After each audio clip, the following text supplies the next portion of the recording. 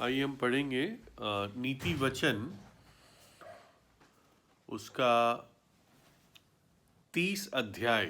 नीति वचन का 30 अध्याय उसकी 24 से लेके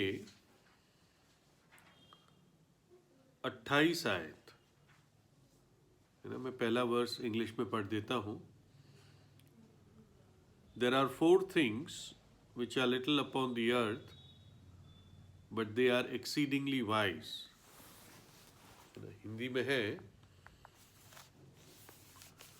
पृथ्वी पर 4 छोटे जंतु हैं जो अत्यंत बुद्धिमान हैं। चींटियां निर्बल जाति तो है, परंतु धूप काल में अपनी भोजन वस्तु बटोरती है। शापान बली जाति नहीं, यानी बहुत ताकतवर नहीं, परंतु धूप काल में अपनी भोजन वस्तु बटोरती है। माफ करना, शापान बली जाति नहीं तो भी उनकी मांदे पहाड़ों पर होती है। मैं पढ़ रहा था नीति वचन 30 अध्याय 24 से 28 से। टिड्डियां के राजा तो नहीं होता, तो भी वे सब की सब दल बांधकर पलायन करती है, और छिपकली हाथ से पकड़ी तो जाती है, तो भी राजभवनों में रहती है। हम प्रार्थना करेंगे। प्रभु, आपके वचन के लिए हम धन्यवाद देते हैं। वचन पर आशीष दीजिए, और इस समय पर प्रभु आशीष दें, और हम आपकी धीमी आवाज़ को सुन सकें जो आप हमें सिखाना चाहते हैं। अंधकार की सारी शक्तियों को यीशु के नाम से बांध देते हैं, और प्रभु तेरे लहू में आप मुझे धोकर पवित्र करें, सहायता कीजिए। धन्यवाद देते हैं। प्रार्थना प्रभु यीशु के नाम में मांगते हैं, आमीन। तो इसमें जो पहला वचन है जो हमने पढ़ा, लिखा है पृथ्वी पर 4 छोटे जंतु है जो अत्यंत बुद्धिमान है। 4 छोटे जंतु है पर अत्यंत बुद्धिमान है। और बाइबल कहती है कि वो अत्यंत बुद्धिमान है, यानी वास्तव में जरूर कुछ विशेष बात होगी, तभी बाइबल कहती है कि वो अत्यंत बुद्धिमान है। इंग्लिश में है एक्सीडिंग वाइज। देखो, अगर हम आजकल हम लय व्यवस्था देख रहे हैं हमारी बाइबल स्टडी में, तो कुछ दिनों पहले हमने लय व्यवस्था 11 अध्याय देखा था, और लय व्यवस्था 11 अध्याय में शुद्ध और अशुद्ध प्राणी का वर्णन है। जो 4 पैर वाले प्राणी कौन से शुद्ध है, कौन से अशुद्ध है। शुद्ध प्राणी यहूदी खा सकते थे। उसके बाद मछलियों में से कौन सी शुद्ध है, कौन सी अशुद्ध है। शुद्ध मछलियां वो खा सकते थे। फिर पक्षियों के बारे में नाम दिए गए थे, कौन से पक्षी उनको खाना था, कौन से पक्षी अवॉइड करना था, नहीं खाना था। और फिर आखिर में रेंगने वाले कीड़े मकोड़े और इस टाइप के छोटे छोटे जंतु के बारे में था। तो इस जो हमने आज हिस्सा पढ़ा, इसमें 4 छोटे जंतु के बारे में, 4 छोटे प्राणी के बारे में है।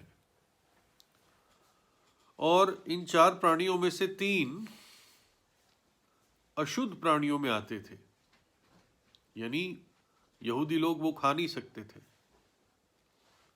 लेकिन फिर भी हम देखते हैं कि कुछ ना कुछ उसमें से हमको सीखने को मिलता है। ये नहीं कि हम कोई अशुद्ध चीज से सीख रहे हैं, वो उनके खाने के लिए था, है ना। वो एक कई कारण थे, मेडिकल रीजंस थे, कुछ ऐसी बातें थी, कुछ आत्मिक उसमें सबक थे, है ना। जैसे उदाहरण के लिए मान लीजिए जो गधा था वो एक अशुद्ध प्राणी था। क्यों अशुद्ध प्राणी था? क्योंकि उसके कुछ गुण ऐसे थे, है ना, मतलब कुछ ऐसे गुण हम उसमें देखते हैं, ढीठ होता है, हटीला होता है ना, जुगाली नहीं करता।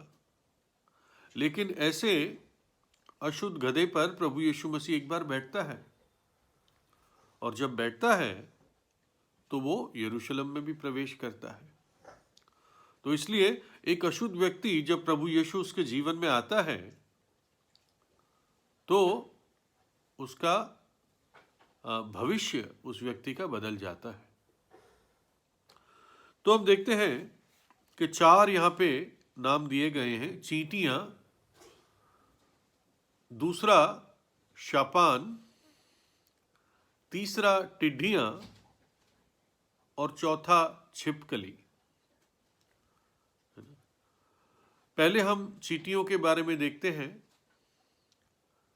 है ना, और नीति वचन 6 अध्याय में भी चींटियों के बारे में कुछ वर्णन है। नीति वचन 6 अध्याय उसकी 6 से लेके 11, प्रोवर्ब्स 6:6-11। और इन चींटियों के द्वारा प्रभु आलसी से बातें करता है, आलसी व्यक्ति से।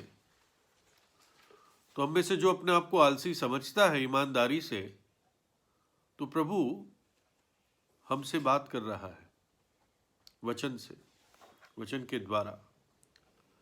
नीति वचन 6:6-11, हे आलसी, चींटियों के पास जा, उनके काम पर ध्यान दे और बुद्धिमान हो जा। उनके ना तो कोई न्यायी होता है, ना प्रधान, और ना प्रभुता करने वाला, तो भी वे अपना आहार धूपकाल में संचय करती है और कटनी के समय अपनी भोजन वस्तु बटोरती है। हे आलसी, तू कब तक सोता रहेगा? तेरी नींद कब टूटेगी? कुछ और सो लेना, थोड़ी सी नींद, एक और झपकी, थोड़ा और छाती पर हाथ रखे लेटे रहना, तब तेरा कंगालपन बटमार की नाई और तेरी घटी हथियारबंद के समान आ पड़ेगी। तो प्रभु कहता है आलसी को, अगर तू ऐसे ही सोता रहेगा, ऐसे ही हाथ पे हाथ रखकर लेटा रहेगा, है ना, लापरवाह रहेगा, तो तेरी गरीबी, तेरा कंगालपन अचानक तुझ पर आ जाएगा, है ना। परमेश्वर की बुद्धि नीति वचन में उसको कहती है, तू परिश्रम कर, तू मेहनत कर, और सीखना है तो चींटी से सीख। वो कैसे आने वाले समय के लिए तैयारी करती है। चींटी भविष्य के लिए खाना बटोरती है। सारी चींटियां ऐसा नहीं करती, विशेषकर एक चींटी होती है, हार्वेस्टर एंट कहते हैं उसको। तो और भी होती होगी कैटेगरीज, क्योंकि करीब जहाँ तक मुझे ध्यान है 1500 तरीके की अलग अलग चींटियां होती हैं, कैटेगरीज होती है। तो ये जिस भी चींटी के बारे में बात कर रहा है, हमने देखा भी है, चींटियां कुछ खाने का सामान उठा के ले जाती है ना। कुछ चींटियां मिलकर कोई एक बड़ी सी चीज़, खाने की चीज़ उठा के ले जाती है। तो इससे पहले कि सर्दियां आए, वो गर्मियों में मेहनत करके काम करती है और अपना खाना इकट्ठा करती है। आने वाले बुरे समय के लिए वो इकट्ठा करती है।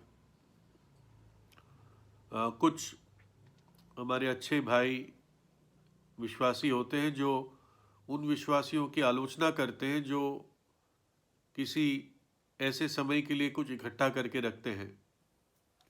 वो कहते हैं इंश्योरेंस तुम लेते हो तो तुम अविश्वास दिखाते हो, या तुम बैंक बैलेंस कुछ रखते हो तो ये अविश्वास दिखाते हो।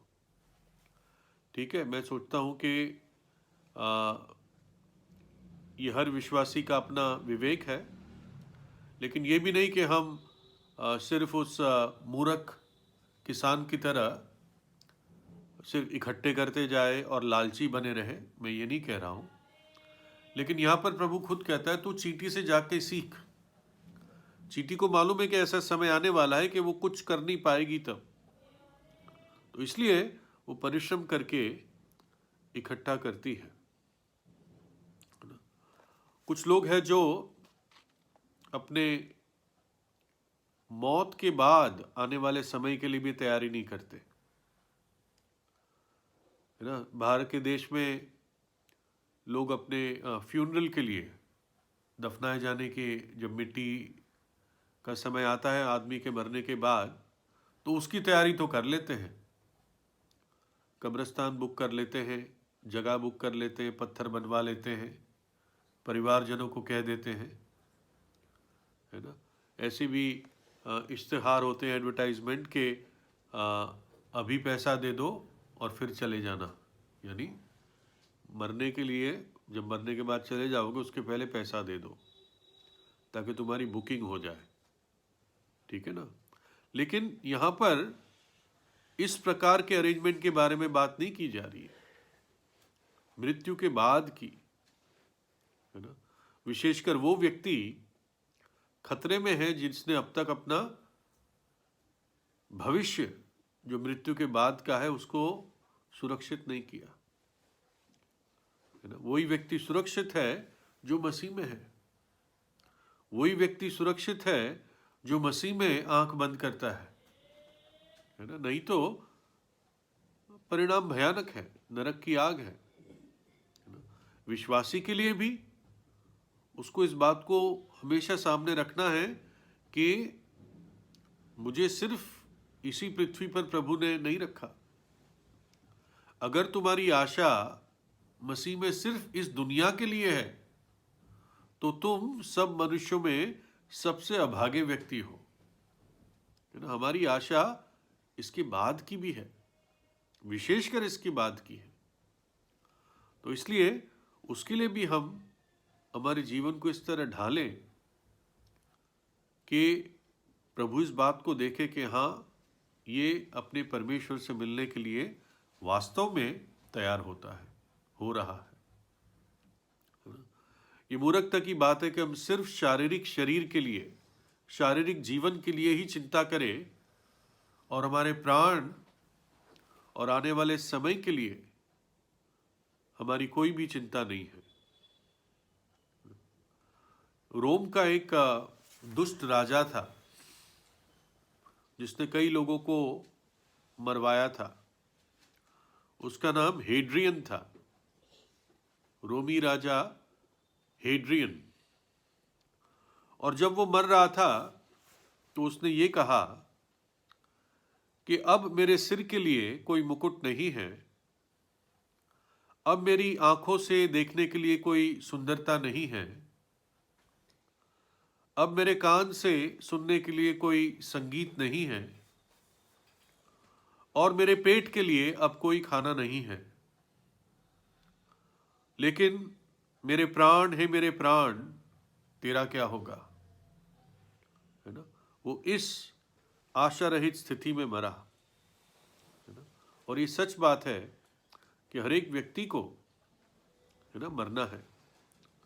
अगर प्रभु यीशु मसीह तब तक नहीं आया, हर एक व्यक्ति को मरना है। पौलुस कहता है हम सबका हाल मसीह के न्यायासन के सामने खुल जाएगा। इब्रानियों 9:27 में लिखा है कि ये बात नियुक्त है, हर मनुष्य का मरना और उसके बाद उसका न्याय का होना। अगर इसी जीवन के लिए जीना है तो फिर खाओ पियो और मौज करो, क्योंकि कल मर जाएंगे। लेकिन हमारा इसी जीवन के लिए नहीं है। पौलुस कहता है मैं उस मुकुट का इंतजार करता हूं जो धर्मी न्यायी मुझे देगा, ना मुरझाने वाला मुकुट, है ना। तो वचन में बताता है कि हम उस मूर्ख किसान की तरह बड़े बड़े गोडाउन बनाने में जीवन ना व्यस्त कर दें, परंतु स्मरण रखे, जैसे आमोस 4:12 में लिखा है, हे इज़राइल, अपने परमेश्वर को मिलने के लिए तैयार हो जा। चींटियां अपने आप को आने वाले समय के लिए तैयार करती है। और तैयार कैसे करती है? परिश्रम के साथ, हार्ड वर्क। एक बायोमैकेनिक्स का जर्नल है जिसमें बताते हैं कि जो एक प्रकार की चींटी है, वो अपनी गर्दन पर जितना उसका वजन है उससे 5000 गुना ज्यादा फोर्स उठा सकती है।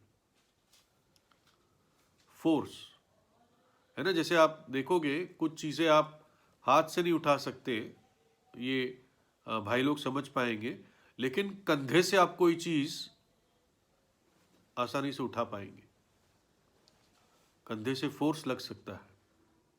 तो वैसे ही चींटियों की गर्दन उनके वजन से 5000 गुना प्रेशर या फोर्स विथस्टैंड कर सकती है, सह सकती है। बताते हैं कि जो आम चींटी होती है वो 5 मिलीग्राम की होती है वजन,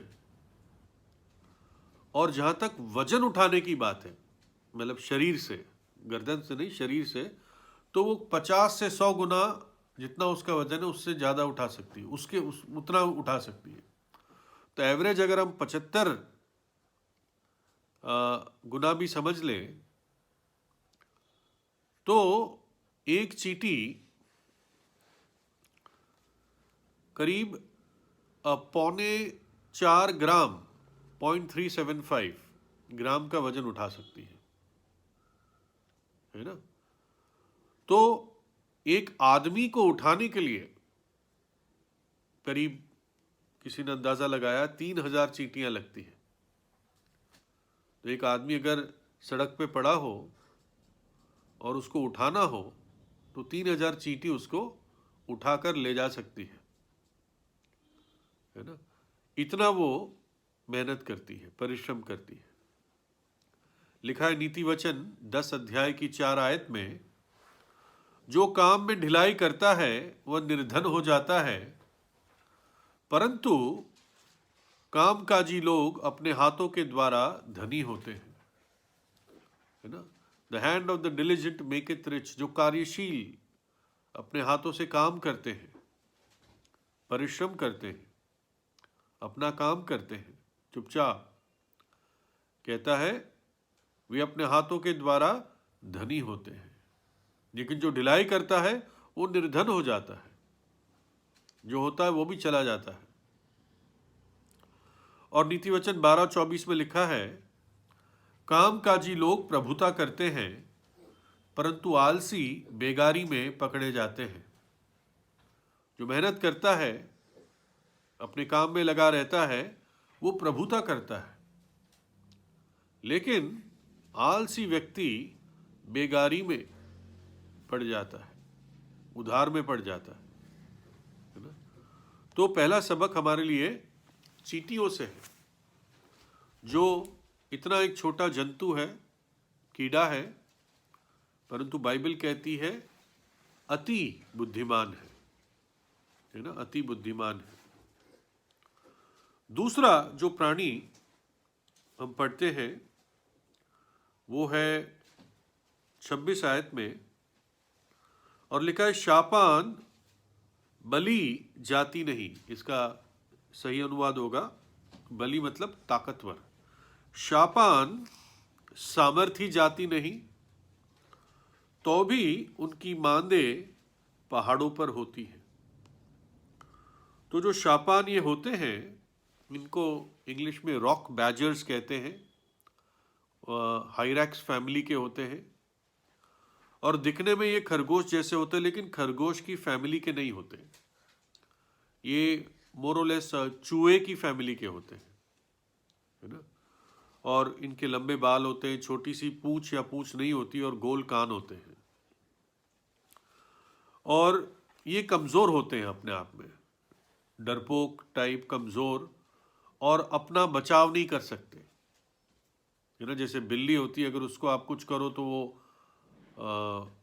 पंजे से आपको मारने आएगी, कई बिल्लियाँ या बिल्ले। लेकिन ये ऐसे नहीं होती, ये बड़े असहाय टाइप और अपने आप को बचा नहीं सकते। ना इनके पास इतनी ताकत होती है कि ये ज़मीन में खड्डा बना के रहे, मतलब अपना दर बना के उसमें रहे।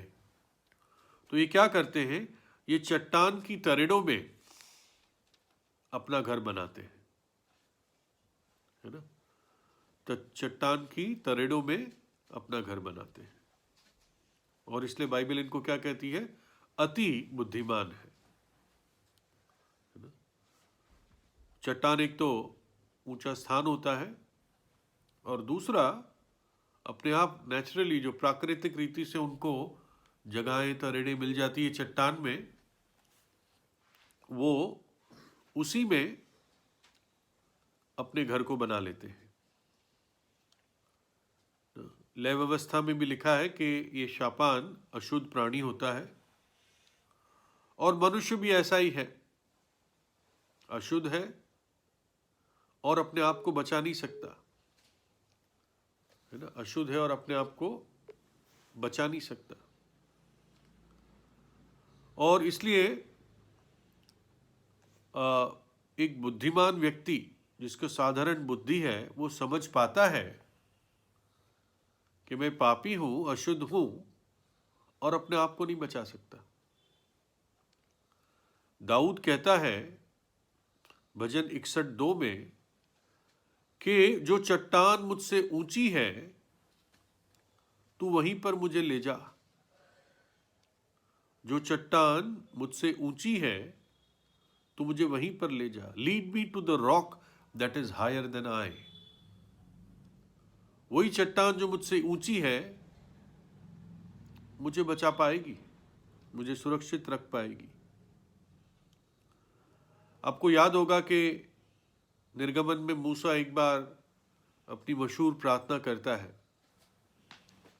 कि हे प्रभु, अपना तेज मुझे दिखा। लॉर्ड शो मी दाई ग्लोरी। प्रभु अपनी महिमा मुझे दिखा। मूसा की बड़ी इच्छा थी, है ना। ये हम पढ़ते हैं निर्गमन 33 अध्याय में 18 आयत से। उसने कहा, यानी मूसा ने कहा, मुझे अपना तेज दिखा दे। उसने कहा, मैं तेरे सम्मुख होकर चलते हुए तुझे अपनी सारी भलाई दिखाऊंगा। प्रभु ने उसको कहा, और तेरे सम्मुख यहोवा नाम का प्रचार करूंगा, और जिस पर मैं अनुग्रह करना चाहूं उसी पर अनुग्रह करूंगा, और जिस पर दया करना चाहूं उसी पर दया करूंगा। फिर उसने कहा, तू मेरे मुख का दर्शन नहीं कर सकता, क्योंकि मनुष्य मेरे मुख का दर्शन करके जीवित नहीं रह सकता। फिर यहोवा ने कहा, सुन, मेरे पास एक स्थान है, तू उस चट्टान पर खड़ा हो, और जब तक मेरा तेज तेरे सामने से होके चलता रहे, तब तक मैं तुझे चट्टान के दरार में रखूंगा, और जब तक मैं तेरे सामने होकर निकल ना जाऊं, तब तक अपने हाथ से तुझे ढांपे रहूंगा। फिर मैं अपना हाथ उठा लूंगा, तब तू मेरी पीठ का तो दर्शन पाएगा, परंतु मेरे मुख का दर्शन नहीं मिलेगा। मूसा की ये बहुत बड़ी इच्छा थी, प्रभु तेरे तेज को मुझे दिखा, तेरे तेज का, तेरी महिमा का दर्शन पाऊं। प्रभु ने कहा, ठीक है, एक चट्टान है जिसमें एक दरार है, मैं तुझे उसमें छिपा लूंगा, अपने हाथ से तुझे ढांप दूंगा, और मैं वहां से निकल के जाऊंगा। तू मेरे चेहरे को तो नहीं देख पाएगा, लेकिन पीछे से तू मुझे देख पाएगा, है ना। क्या हमें मिलता है कि उस चट्टान की दरार में हम परमेश्वर की महिमा को देख पाएंगे। वो चट्टान जो मसीह है, जो क्रूस पर हमारे लिए तोड़ा गया, है ना, उसके पंजर में जो भाला भोंका गया, है ना, एक तौर से उस चट्टान में जो दरार पड़ी, हम वहां पर छिपकर परमेश्वर की महिमा देख पाते हैं, प्रभु से मिल पाते हैं, है ना। पुत्र ने पिता से है मिलाया। तो शापान जो एक छोटा अशुद्ध अपने आप को ना बचा सकने वाला प्राणी, उसको प्रभु बुद्धिमान कहता है, क्योंकि चट्टान की दरार में आसरा लेता है।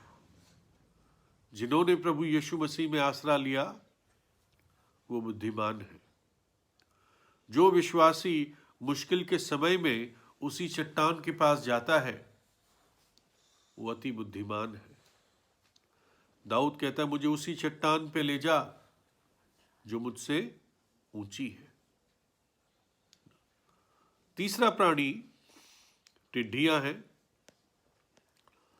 और टिड्डियों के बारे में लिखा है नीति वचन 30 अध्याय और 27 आयत। टिड्डियों के राजा तो नहीं होता, तो भी वे सब की सब दल बांधकर पलायन करती है, यानी झुंड में चलती है। टिड्डियों का राजा नहीं होता, है ना। ये इन चार प्राणी में से एक ही प्राणी है जो शुद्ध माना जाता है, टिड्डियां, है ना। और कुछ लोग खाते भी थे इसको। यूहन्ना बपतिस्मा देने वाला टिड्डियां खाता था, है ना। टिड्डियां और शहद शायद रोस्ट करता होगा और फिर उसको पील ऑफ करके शहद में डुबा के खाता होगा, है ना। जंगलों में रहता था, शुगर की प्रॉब्लम उसे होनी नहीं थी। तो वैसे टिड्डियां जब झुंड में आती है कहीं तो बहुत विनाश करती है। सब कुछ हरी चीज़ें को खा लेती है, खेत नुकसान हो जाते हैं, है ना। योएल की पुस्तक में टिड्डियों के बारे में बताया गया है, कैसे टिड्डियों ने बड़ा नुकसान किया। प्रभु ने खुद भेजी टिड्डियां अपने लोगों का न्याय करने के लिए। प्रकाशित वाक्य में हम फिर टिड्डियों का जिक्र सुनते हैं, है ना। लेकिन वचन बताता है टिड्डियों का कोई राजा नहीं होता, है ना। कोई राजा दिखता नहीं है कि कोई आगे चल रहा है और वो सब उसके पीछे चल रही है, लेकिन फिर भी वो बड़ी अनुशासित होती है, डिसिप्लिन होती है। ऐसा लगता है कि कोई उनको आज्ञाएं दे रहा है और वो सही, जैसे एक सेना चलती है वैसे चलती है। हमारा भी एक राजा है, हमारा सिर है जो इस पृथ्वी पर दिखता नहीं है। हमारा सिर स्वर्ग में है ना। एक स्थानीय कलीसिया का कोई हेडक्वार्टर नहीं होता, है ना। हम हेडक्वार्टर्स बना लेते हैं, लेकिन बिब्लिकली कोई हेडक्वार्टर नहीं होता। यरूशलेम को हेडक्वार्टर समझते थे, प्रभु ने वहां से तितर बितर कर दिया। हमारा सिर्फ एक हेड होता है और वो हेड हमारा प्रभु यीशु मसीह है, और वो स्वर्ग में है ना। तो उसी से हमें इंस्ट्रक्शन मिलते हैं। हम विश्वासी जो अभी भी जैसे तितर बितर हो रखे हैं, इकट्ठे नहीं हो पाते कई लोग, तो हमारा इंस्ट्रक्शन देने वाला, हमें आज्ञाएं देने वाला प्रभु यीशु मसीह जीवित है ना, स्वर्ग में है। और दूसरी बात, कैसे ये झुंड में एक अंडरस्टैंडिंग के साथ टिड्डियां चलती हैं। पौलुस कुरिन्थियों को डांटता है, पहला कुरिन्थियों 3:3 में वो कहता है कि तुम शारीरिक हो और तुम्हारे अंदर डाह यानी ईर्ष्या और झगड़ा और बंटवारा या मतलब विभाजन पाया जाता है। क्या तुम शारीरिक नहीं? क्या तुम मनुष्यों की तरह चलते नहीं? है ना। तो इसलिए टिड्डियों को प्रभु अति बुद्धिमान कहता है कि जबकि कोई उनको डायरेक्शन देने वाला दिखता नहीं है, फिर भी कितने अनुशासन के साथ वो चलते हैं। पवित्र आत्मा भी हमारे साथ है ना। पवित्र आत्मा हमारे साथ है जो हमारे हृदयों को जोड़ के रखता है ना, जो हमें एक प्रेम में बांध के रखता है। दूसरी चीज, एक विचार है कि इस टिड्डी को शुद्ध प्राणी क्यों कहा गया है। ये भी कीड़ा जैसा होता है ना, ये कीड़ा जैसा होता है, लेकिन फिर भी इसको शुद्ध प्राणी क्यों कहा गया है। इसके लिए मैं पढ़ूंगा आपके लिए लय व्यवस्था 11 अध्याय 21 और 22 आयत। ध्यान से सुनिएगा। पर रेंगने वाले और पंख वाले जो 4 पांवों के बल चलते हैं, जिनके भूमि पर कूदने फांदने को टांगे होती है, उनको तो खा सकते हो। वे ये है, अर्थात भांति भांति की टिड्डी, भांति भांति के फनगे, भांति भांति के हरगोल और भांति भांति के हागाब, है ना। भांति भांति के टिड्डी। क्यों इनको शुद्ध माना जाता है? क्योंकि इनके कूदने फांदने को टांगे होती है, यानी उनकी एक तौर से टांगे लंबी होती है ना। इंग्लिश में इस तरह से आता है कि which have legs above their feet, जिसके कारण वो कूद सकते हैं, इसलिए उनको शुद्ध माना जाता है। अगर इनकी वैसे ही चींटियों जैसी टांगे होती तो ये अशुद्ध माने जाते, है ना।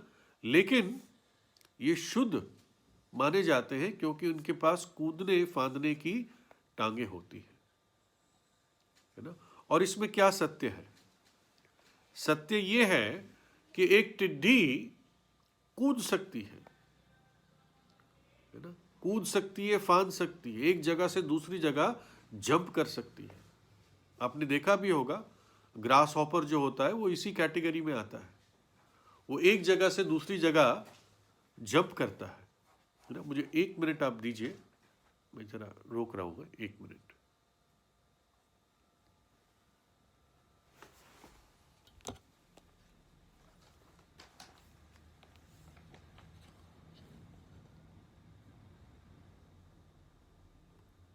वन 5723।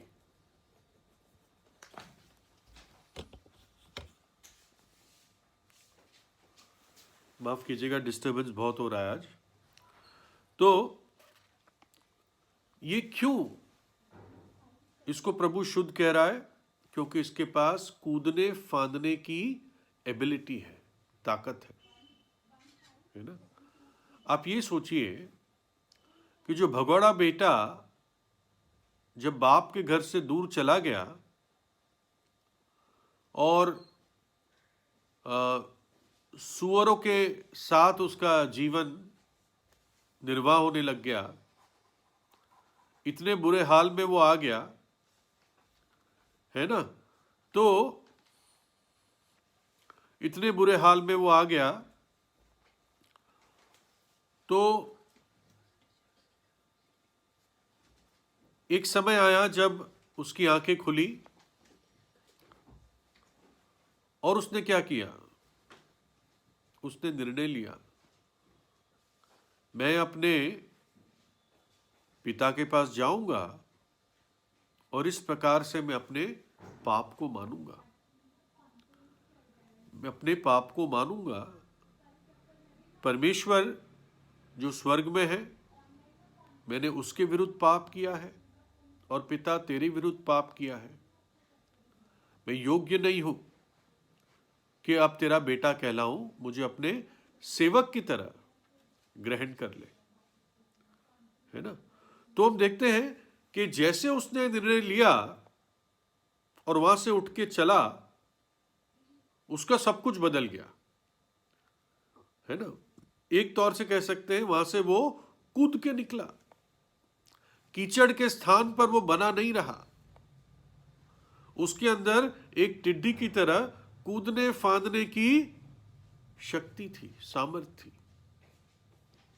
यानी जो व्यक्ति ऐसा करता है, प्रभु उसको एक शुद्ध प्राणी मानता है। वो अपने पाप की स्थिति से, बैकस्लाइडिंग की जगह से कूद कर निकल कर आया। इसलिए भगोड़ा बेटा इतना फेवरेट है प्रभु का, दुनिया भर में फेमस है भगोड़ा बेटा, है ना, जबकि उसका नाम नहीं जानते हम। दाऊद भी प्रभु का फेवरेट क्यों है? क्योंकि वो भी कूद कर फांद कर अपने पाप की स्थिति से बाहर निकल आया, है ना। दाऊद के बारे में कहते हैं उसका पश्चातापी मन था, है ना? और इसलिए प्रभु के हृदय का व्यक्ति था। और ये कैसे हो सकता है? एक भाई हमेशा अपनी बुकलेट में लिखता है शुरुआत में ही कि एक विश्वासी बाउंस बैक कर सकता है। जैसे बॉल टापा जाता है, नीचे से वापस ऊपर आता है, वैसे एक विश्वासी अगर नीचे गिरा हुआ है तो बाउंस बैक कर सकता है। बाउंस बैक कैसे करता है? पहला यूहन्ना 1:9 के अनुसार, यदि हम अपने पापों को मान लें तो वो हमारे पापों को क्षमा करने और हमें सब अधर्म से शुद्ध करने में विश्वास योग्य और धर्मी है। यदि हम अपने पापों को मान लें तो वो हमारे पाप को क्षमा करने में और सारे अधर्म को, यानी जो पाप हम नहीं जानते हैं, उनसे शुद्ध करने में विश्वास योग्य और धर्मी है। ये बाउंसिंग बैक है, जब एक विश्वासी अपने पाप को मान लेता है, अपनी स्थिति को मान लेता है, प्रभु अपने आप उसको बाउंस बैक कराता है। लेकिन प्रॉब्लम यह है, हम में से कई लोग समझ नहीं पाते कि हम गलती में हैं, है ना, इसलिए बाउंस बैक नहीं हो पाते। वो उसी में बार बार सालों तक बने रहते हैं, उस एटीट्यूड में। चौथा जो प्राणी है, हम खत्म करना चाहेंगे इसके साथ, वो है छिपकली, है ना। छिपकली सबकी फेवरेट नहीं होती, लेकिन लिखा है नीति वचन 30 अध्याय के 28 आयत में, और छिपकली हाथ से पकड़ी तो जाती है तो भी राजभवनों में रहती है। इसमें कुछ ट्रांसलेशन इस प्रकार से भी है कि छिपकली अपने हाथ से पकड़ी रहती है, यानी अपने हाथ से वो अपने आप को दीवार में, छत पे चिपकी रहती है अपने हाथ के द्वारा। और कहाँ पाई जाती है? महलों में पाई जाती है। पुराने इंग्लिश में छिपकली के बदले ये स्पाइडर था, लेकिन और अनुवाद में छिपकली वर्ड आता है और समझ में आता है, क्योंकि छिपकली अपने हाथ से अपने आप को चलती है और उल्टी भी चल रहती है और नीचे से ऊपर भी चली जाती है और ऊपर से नीचे भी चली आती है ना। तो और गिरती नहीं है ज़्यादातर बार, है ना। तो प्रभु कहता है कि ये भी एक बुद्धिमान छोटा जंतु है, छोटा प्राणी है। देखिए, उसके जो हाथ होते हैं उसमें कुछ प्रभु ने ऐसा उसको नेचुरली, प्राकृतिक रीति से ऐसे छोटे छोटे बाल दिए हैं, माइक्रोस्कोपिक, जिससे वो एक वैक्यूम बना के जिस भी जगह चलती है वो चिपकी रहती है। शायद कुछ ऐसा सिक्रीशन भी होता है बहुत माइन्यूट, जिसके गोंद की तरह।